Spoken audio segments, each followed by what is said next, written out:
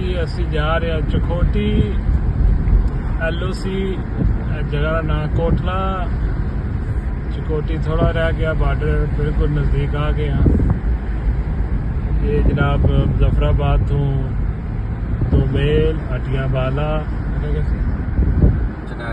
चिनारी जसकोल जसकोल हूँ जनाब बांडी सईदा जनाब थले कोटले च लंघने तो ये सारा इलाका भी दरिया जेलम पै रहा। बहुत जल्द असा इंशाअल्लाह चकोठी रह गई है 2 kilometre. The line of control रह गया सिर्फ 5 kilometre. Very very nice road. ये रोड श्रीनगर जानी है।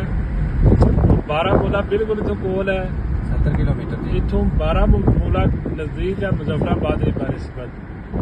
कोटली जाने असा कि 8 घंटे लगने तो श्रीनगर जाने असा कि इतों 1.5 घंटा लाना। रोड की हालत बहुत ही ज़बरदस्त है। कारपेट रोड है। रोड बिल्कुल सेफ है। वो अगर नज़र आ रहा है तो दरिया है ठीक है, वो दरिया है, वो पहाड़ी है। बस इंशाअल्लाह 2 मिनट बाद असा चकोटी, उसके बाद LOC बॉर्डर जरा उसने बिल्कुल 5 मिनटा बाद जहाज जरा वो LOC को लैंड करिए। असी देखो बड़ी बड़ी पहाड़ी है जी, बहुत पहाड़ी है।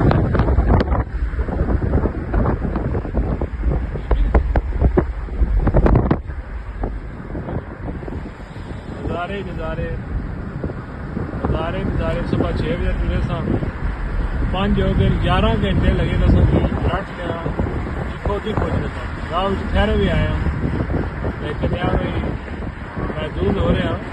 सारा खाना पानी नमाज पढ़ने रहे लेकिन चखोटी पहुँच आया।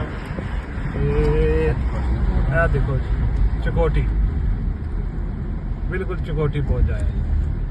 तो बॉर्डर बिल्कुल जनाब 3 किलोमीटर है मेरे हिसाब के मुताबिक। वो जड़ियाँ पहाड़ियाँ वो बिल्कुल LOC उन्होंने को है। तो जनाब चखोटी पहुँच आया। नाम बड़ा ग्रां जाट। देखो जी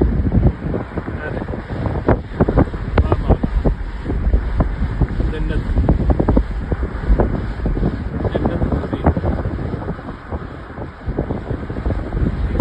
कोई शक नहीं कि असा जन्नत तस्वीर रहने। और वो जे फिरे हाँ जी यूरोप काफ़ी मुल्क गए हैं और बच भी गए हैं लेकिन जरा कुदरती हुसन इतना है वो किधरे भी नहीं। ये देखो कोई प्रॉब्लम नहीं है जी, बिल्कुल सड़क ज़बरदस्त, हर किस्म की सहूलत मौजूद, कोई प्रॉब्लम नहीं है। खाने पीने नहीं, होटलिंग नहीं, जबरदस्त।